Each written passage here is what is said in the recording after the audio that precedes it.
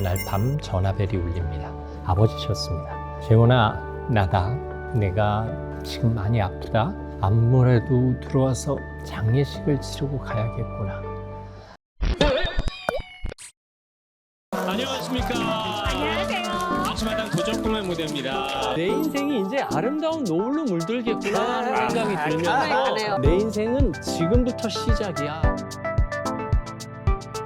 저는 김재원이라고 합니다. 반갑습니다. 저는 지난 30년 6개월 동안 KBS에서 아나운서로 일했습니다. 그리고 아침마당이라는 프로그램을 12년 동안 진행했습니다. 지난 2025년 7월 31일 KBS를 떠나 낯선 세상으로 나왔습니다. 내일도 여러분 곁에 있겠다는 약속을 이제 못 지키게 됐네요. 하지만 새로운 모습으로 여러분의 곁을 지키겠습니다. 지금은 자유롭게 방송하며 대학에서 학생들을 가르치고 있습니다. 오늘은 여러분에게 제 인생 이야기를 드려볼까 합니다. 한번 들어보시겠습니까? 저는 인생을 계란과 같다고 생각합니다. 계란은 겉은 딱딱합니다. 하지만 쉽게 깨지지요. 그리고 한번 깨지면 쉽게 속내를 드러냅니다. 한번 쏟아진 속내는 좀처럼 주워 담을 수 없습니다. 사람도 마찬가지 아닐까요? 쉽게 상처받습니다.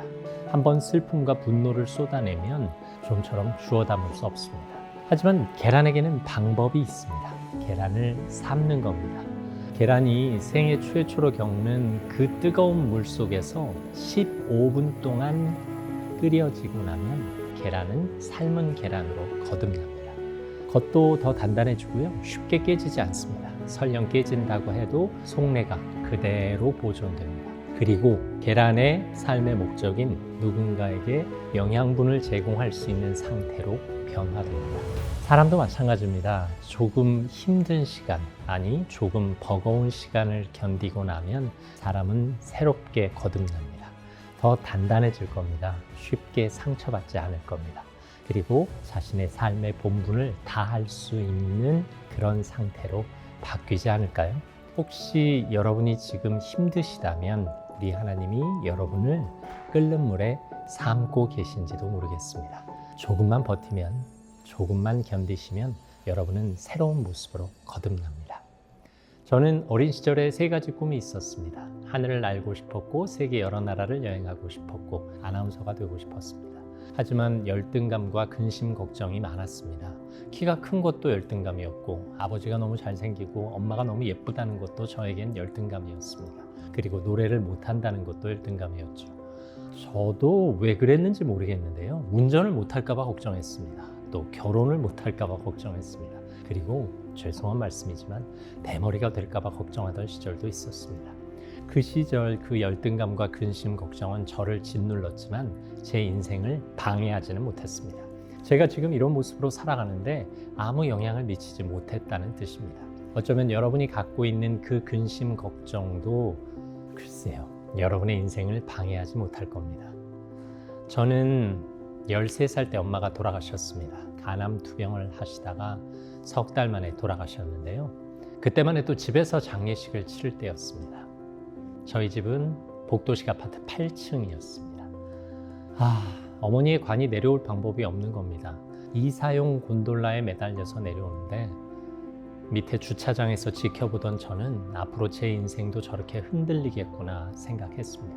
하지만 감사하게도 엄마 아버지가 저에게 신앙을 물려주셔서 교회를 열심히 다녔습니다. 그 다음에 여름 수련회 전도사님께서 말씀하십니다. 예수 그리스도를 내 마음에 영접하면 내가 하나님의 자녀가 된다고 말이죠. 나는 엄마도 없는데 하나님의 자녀가 된다고 하는 마음에 덜컥 예수님을 영접했습니다. 물론 제가 죄인이라는 것과 우리 하나님이 예수님을 이 땅에 보내셔서 저의 죄를 대신 짊어지고 십자가에 달려 돌아가셨다는 걸 깨달으며 하나님을 인격적으로 만나서 하나님을 위한 삶을 살고 싶어집니다. 교수가 되어 캠퍼스 사역을 하면 좋겠다는 마음으로 미국 유학길에 올랐습니다. 그런데 어느 날 밤 전화벨이 울립니다. 아버지셨습니다. 재원아, 나다. 내가 지금 많이 아프다. 아무래도 들어와서 장례식을 치르고 가야겠구나. 저는 자고 있던 아내를 깨워 짐을 싸게 하고 옆집 동료 유학생에게 저를 공항으로 데려다 달라고 했습니다. 사촌 형님과 친구들은 아버지 진문을 따고 들어갔고 아버지는 쓰러진 채 발견됐습니다. 병원에 간 아버지는 중풍 뇌경색 진단을 받았습니다. 팔다리가 마비되고 말을 잃어버리고 아무것도 드실 수 없고 배변도 장애를 겪게 됐습니다. 그리고 제 신분이 바뀌었습니다. 저는 미국 유학생에서 어느 중풍병자의 아들이 됐습니다. 그 후로 제 미래는 불투명해졌습니다. 아내는 결혼 넉 달 만에 친정집에 들어가서 장모님이 싸주신 도시락을 갖고 회사를, 병원을 출퇴근하기 시작했습니다. 그때만 생각해도 마음이 무거워집니다. 그러던 어느 날 텔레비전을 보고 있는데 아나운서 모집 공고가 나오는 겁니다. 나도 아나운서나 한번 해볼까? 혼잣말로 되뇌었지만 아내는 도시락을 싸서 집으로 간답니다. 정신이 번쩍 났지요. 이 상황에서 무슨 아나운서 시험 준비가 되겠습니까? 하지만 그 다음 날 아내가 오기로 한 시각에 안 나타나는 겁니다. 점심시간이 다 돼서 나타난 아내, 어떻게 된 거야? 하고 물었더니 해보고 싶었다며 한번 해봐 하며 누런 서류 봉투를 내밉니다. 여의도 KBS에 들러 입사 지원서를 받아온 겁니다. 그때부터 입사 시험 준비가 시작됐습니다. 아버지 침대 옆에서 공부하다 불이 꺼지면 병원 복도 불빛에 공부했습니다. 의사, 간호사 선생님들이 응원해 주셨죠. 같은 병실 환자 보호자들은 저에게 텔레비전 채널 선택권을 줬습니다. 선배들의 뉴스를 따라하며 연습하라는 것이죠. 미국에서 나올 때 짐을 싸며 혹시 장례식을 치르지 않을까 하는 생각에 결혼식 때 입었던 양복을 챙겨 나왔습니다. 그 양복을 병원 화장실에서 갈아입으며 시험을 보러 다녔습니다. 1차, 2차, 3차, 4차, 5차. 그렇게 저는 KBS 아나운서가 됐습니다. 아버지께서는 눈물로 기쁨을 누리셨습니다. 그때 이후로 저는 어떤 어려움이 닥쳐도 그 어려움과 위기는 우리 하나님께서 또 다른 새로운 길로 바꿔주신다는 믿음이 생겼습니다. 그리고 어렵고 힘들 때도 우리 하나님을 의지할 수 있다는 믿음이 생긴 것이죠. 이 믿음은 여러분도 가지실 수 있습니다. 기쁜 소식은 바로 이겁니다. 하나님은 세상을 창조하셨습니다. 그리고 사람도 만드셨습니다. 그런데 사람이 죄를 지으면서 하나님과의 관계가 멀어졌습니다.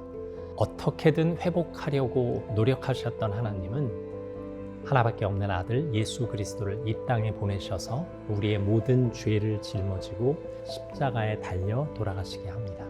그리고 그 예수님은 사흘 만에 다시 살아나십니다. 그 사실을 믿기만 하면, 그 예수님을 내 마음에 모시기만 하면 우리는 하나님의 자녀가 되는 특권을 누리실 수 있습니다. 처음 듣는 분들에게는 얼토당토 않은 이야기처럼 들리시겠지만 믿음이란 이름으로 마음속에 받아들이면 우리의 삶, 우리의 인생이 바뀐다는 뜻입니다. 하나님이 나를 사랑하신다는 그 문장은 내 주변에 항상 돌아다니고 있습니다. 내 마음에 받아들이고 믿기만 하면 나는 하나님의 자녀가 되는 겁니다. 제 이야기 어떻게 들으셨습니까? 이제 여러분의 선택이 있을 뿐입니다. 예수님을 여러분의 마음에 모시고 하나님의 자녀가 되시지 않겠습니까? 저의 긴 이야기 들어주셔서 진심으로 감사합니다. 우리 하나님은 당신을 사랑하십니다.